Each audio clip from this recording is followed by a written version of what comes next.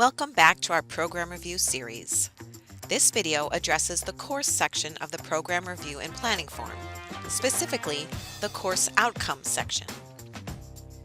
To complete this section, you'll need your course outcomes for all of the courses in your program or discipline, your 3-year plan for when course outcomes are assessed, and results and analysis of outcomes assessments in all of your courses. Effective answers in this section will support program curriculum decisions and setting goals for your program or discipline in a later section of the form. They will also contribute to a shared understanding of course outcomes assessment methods and will help identify plans for improvement based on the analysis of assessment results. We won't go through all of the questions in this section, but here are tips about answering a few of them. Let's look at the question, how have you improved course level assessment methods since your last PRP? Effective answers to this question will explain a problem or limitation of past assessments and will describe how your program made changes to overcome it. For example, your program might have found that it is difficult to gather and organize the assessment results across a large number of sections.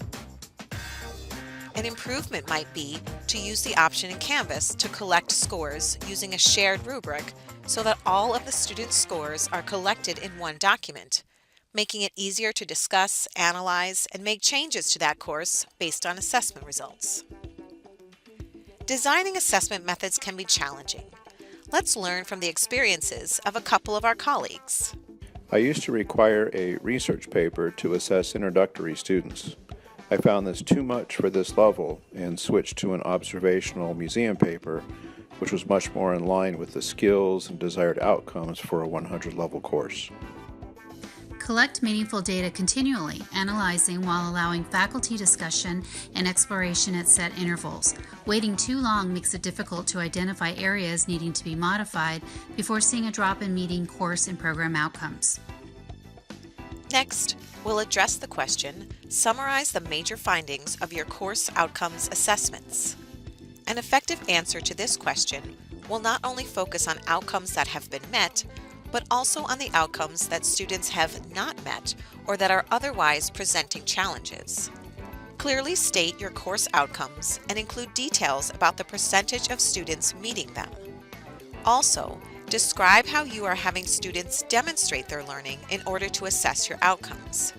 This will be useful to other faculty interested in assessing similar outcomes. To help you think about your major findings, our Palomar colleagues will share what they learned from their assessment results. We have made changes to our course materials in certain core classes based on outcomes assessment results.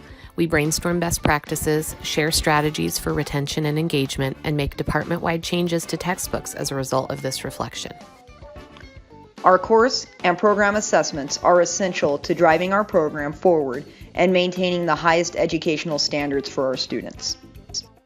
The next question is, reflecting on the major findings you summarized, what are some questions you still have about students' learning in your courses that you have not yet been able to address with your outcomes assessments?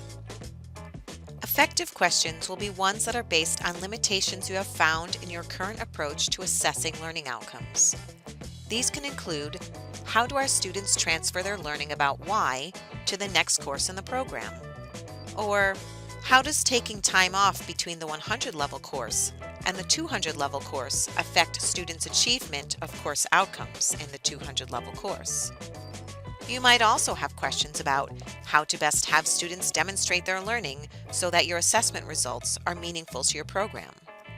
These are appropriate questions and might lead to a program goal of working more closely with your SLO facilitator or the outcomes co-coordinators to come up with new approaches to assessment.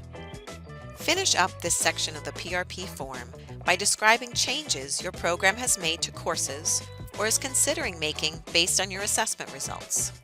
Examples might include changing assignments, changing modalities, adding service learning, offering professional development to faculty to help address a particular learning need, or more dramatic curricular changes like changing the sequence of classes, the number of units, the content, etc.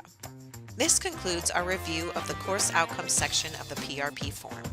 We did not review all of the questions presented in this section, so if you have any questions, your department SLO facilitator and outcomes co-coordinators are available to help.